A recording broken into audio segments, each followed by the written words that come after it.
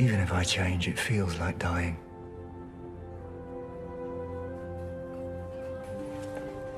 Everything I am dies. Some new man goes sauntering away.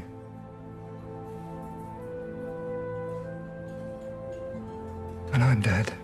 Oh, David, to think that you would be so insulting.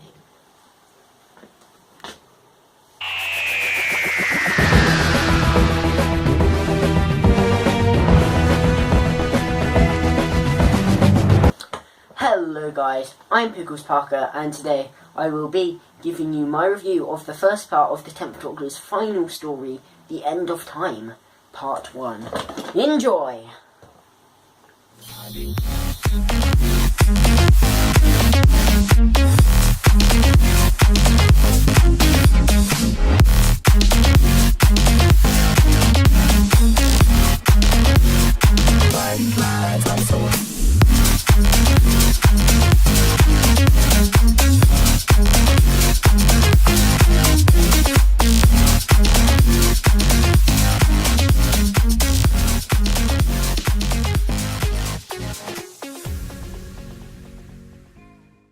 It is said that in the final days of planet Earth, everyone had bad dreams. No one knows who Harold Saxon was, where he came from, why you killed him. Every night, Doctor, we have bad dreams. But I was told, he will knock 4 times. Because a shadow is falling over creation. Something vast is stirring in the dark. I'm going to die. He returns.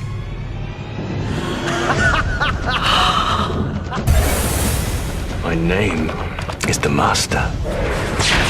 The darkness heralds only one thing. The end of time itself. Never dying! Never dying!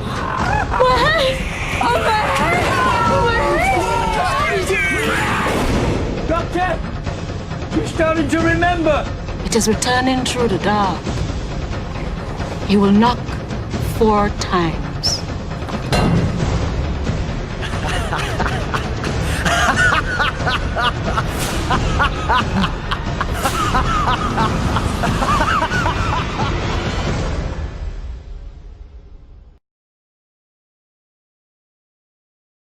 So, just a quick synopsis.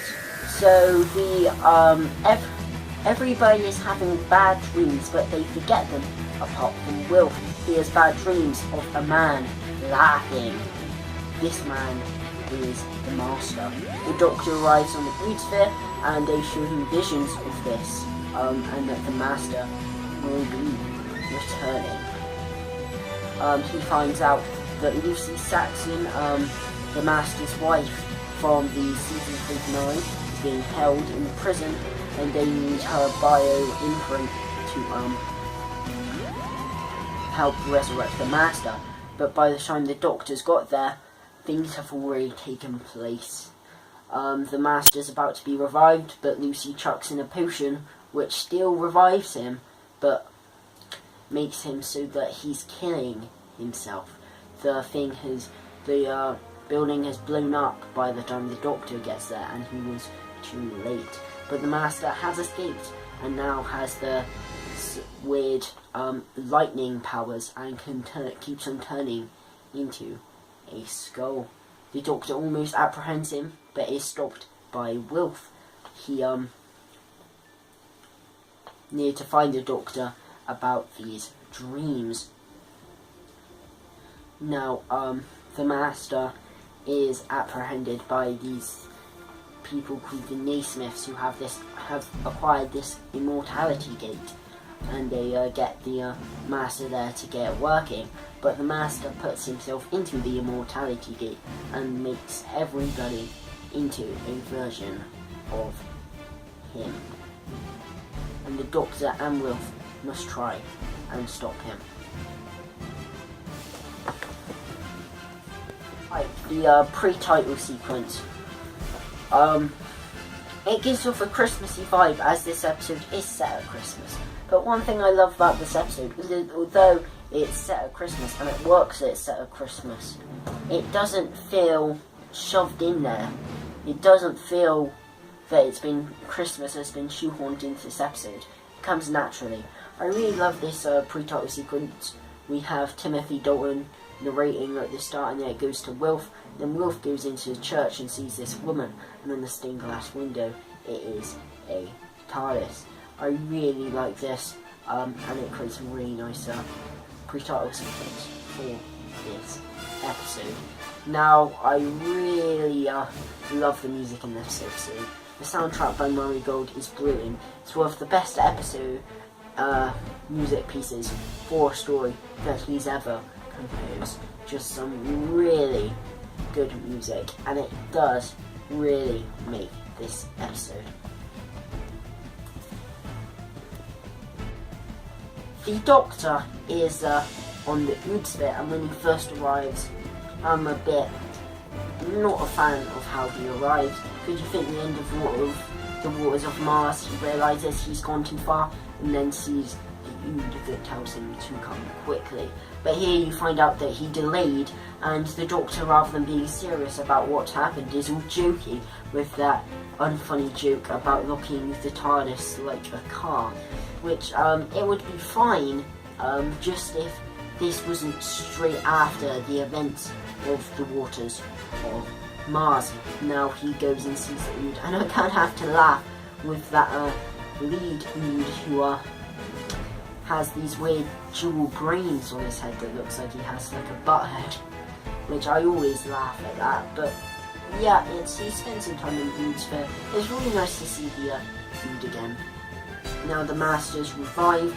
I'm not sure about how the way he is revived though, just by these elements, like she, obviously that woman collects the ring that came out of the Master's corpse when the Doctor burnt it, but that doesn't really do anything. They just pour a load of random potions in and takes Lucy's bioprint and chuck it in, and that somehow resurrects the Master, which I'm not really sure on how that would resurrect him really. Main companion in this episode is Wilf, and I really love Wilf. I think he's a really good character, especially in this episode. He has really good chemistry with David Tennant and just works really well. I think it's really cool when we see that bus with his friends and things, and it's really nice. Obviously we get brought into this episode the whole idea of him being a World War II veteran, and he's very patriotic. I just think he's a really nice fit for the 10th Doctor's final story. Now the Master is reborn, and he for some reason has powers like Electro from The Amazing Spider-Man 2, and for some reason keeps on turning into a skull, and has a passion to eat food really quickly.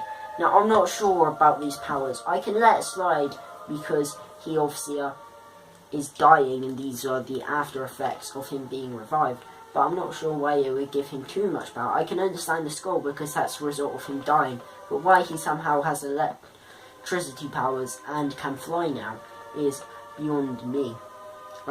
He's more crazy in this one. I do prefer his performance in the series 3 finale, but he's still very good in this. I still like the crazy Johnson Master that we have in this one. So we have the cafe scene, and it's a brilliantly acted scene between the Doctor and Wilf. My only gripe with it, as you found out with the little sketch at the start of this video, is what the Doctor says. That I don't mind the whole fact that he thinks regeneration is like dying, because although that's not what regeneration's about, it gives a fresh take on regeneration, and if we just had the same thing, it would get very boring. But what I don't like is how he technically sabotages Matt Smith before he's even begun by saying, because David Tennant had a massive fan base. He's one of, if not the most popular Doctor, and many people left once he left. And I think that when he said that technically Matt Smith isn't the Doctor, he's just another man, not him, he's not truly the Doctor. and I think that sabotaged Matt Smith before he'd even begun, giving fans in the heads that Matt Smith isn't the Doctor, David Tennant is the Doctor, this is just some imposter coming along. And I don't like that idea. I don't mind if the Doctor doesn't want to regenerate, sort of like he thinks it's a kind of dying, although I don't agree with it. I don't mind it because it's a fresh take, but I just don't like how they try and sabotage Matt Smith's Doctor. But it is a brilliantly acted scene between the Doctor and Wilf. Now the Doctor confronts the Master in the junkyard, and this is another brilliant scene as well. The Doctor gets electrocuted, and it's a really epic battle with when the Doctor walks and the fire just like blazes behind him. But I think it really shows the really cool relationship between the 10th Doctor and Johnson's Master in this one. And I really think their relationship's good across this whole story, but I think in that scene it is really, really good. The woman.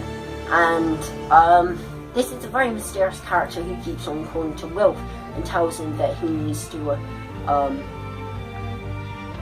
kill the Master, and he needs to save the Doctor's life, which is really weird, really. But I really like it. She obviously tries to make Wilf feel guilty that he never killed anybody in the war. And it's a very mysterious character.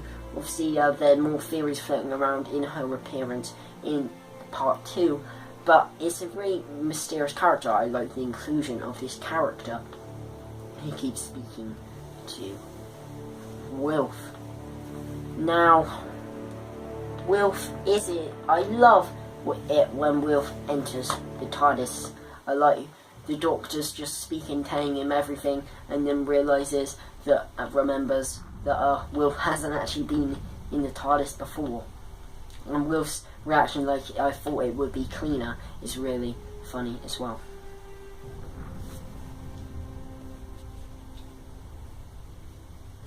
I really love the concept of the immortality gate, that it's technically a healing machine that mends whole planets.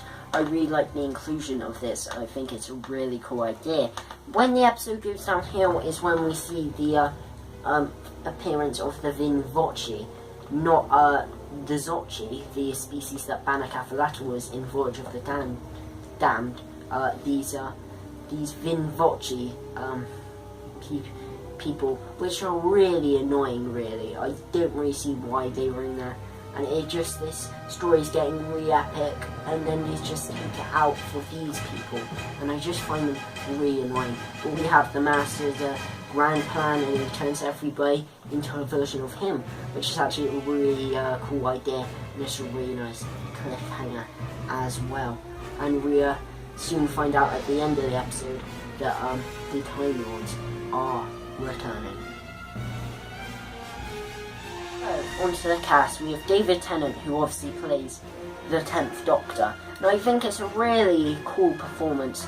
He's really good in the cafe scene, and there's really good chemistry with Wilf and Johnson's Master. We have Bernard Cribbins, who plays Wilf, and I love Wilf. He has great chemistry with Tennant and just makes this episode 10 times better. Johnson, who obviously plays the Master. Now, Johnson is one of my favourite Masters, and he's really good in this. Although I prefer his performance in the series 3 finale, I really do love the craziness, and he has great chemistry with David Tennant's 10th Doctor. Timothy Dalton, who played Rassilon.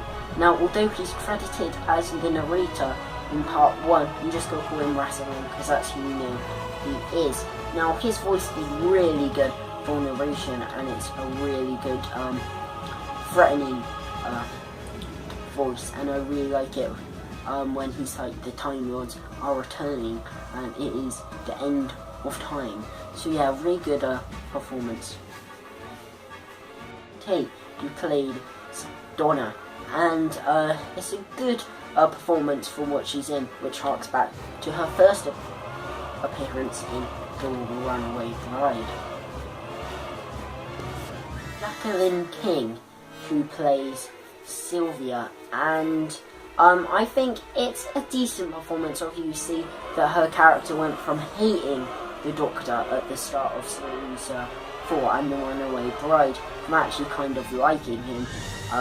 So yeah. Ed Harwood, who plays Joshua Naismith, and he puts in a decent performance for a guest actor. Who plays Abigail Naismith, and she's not great. I find her very annoying, and she's just very wooden, right? Brie Larson, who plays Rossiter, one of the Vin Voce, and she's incredibly annoying. I cannot stand her. Who plays Adams, the other Vin Voce, and she's not as annoying, but still isn't that great. Bloom, who plays the woman, and she's a very mysterious character. I like her performance. My score. Now, this episode gets a lot of stick from fans, and I can understand why, but I actually really enjoyed this first part. I think it sets up the second part brilliantly, and it's a really epic part, epic story with some really good things in there. Although the cafe scene slightly annoys me, it's superbly acted. Johnson's brilliant, as well as David Tennant and Bernard Cribbins, and it's a just really intriguing story with a great cliffhanger. I'm gonna give The End of Time Part 1 an 8.5 out of 10. And so it came to pass, on Christmas Day, that the human race did cease to exist. This was the day the Time Lords returned.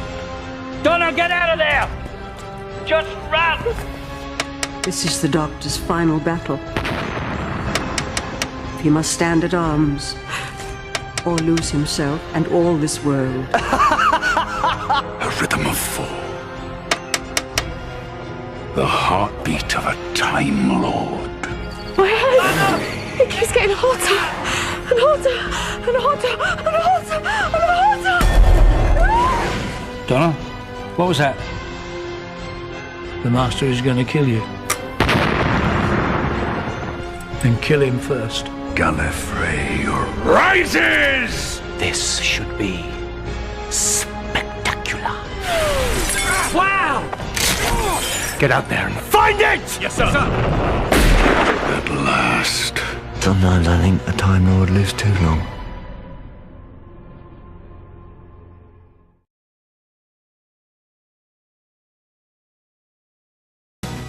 Please like this video if you have enjoyed it, and if you want to see more content from my channel, then please hit subscribe. Watching and goodbye. Hello, Garen Adam. So, Revisits month concludes with The Caves of Androzani, a classic.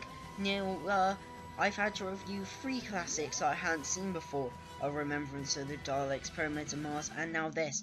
I loved Remembrance of the Daleks, but while I still liked Pyramids of Mars, I felt it was a bit overrated and incredibly slow.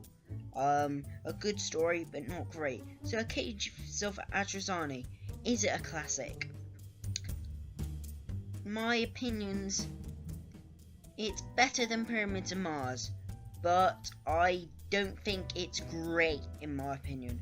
It's a very good story, don't get me wrong, but I don't think it's great there. But it's Davison's last adventure, and it's brilliant as his last adventure, and it puts everything that his Doctor stands for against him in this episode and puts him right to the test. I love the music in this episode. Shara's Jack is a brilliant villain. I mean, he's a really villainous at first, but then at the end you kind of feel sorry for him, so he's a really good villain. This story has some really dark undertones. Davison's acting, oh my god, Davison's acting is absolutely brilliant. Some of the best acting I've ever seen for a Doctor. So good, he really makes this episode. Oh my god, Davison, so good. This episode has a great atmosphere. The climax is brilliant. And the regeneration scene is really good as well. And obviously, we see Colin, change, my dear, and it seems not a moment too soon. Yeah, it seems not a moment too soon to do my score. 8 out of 10. See you next week.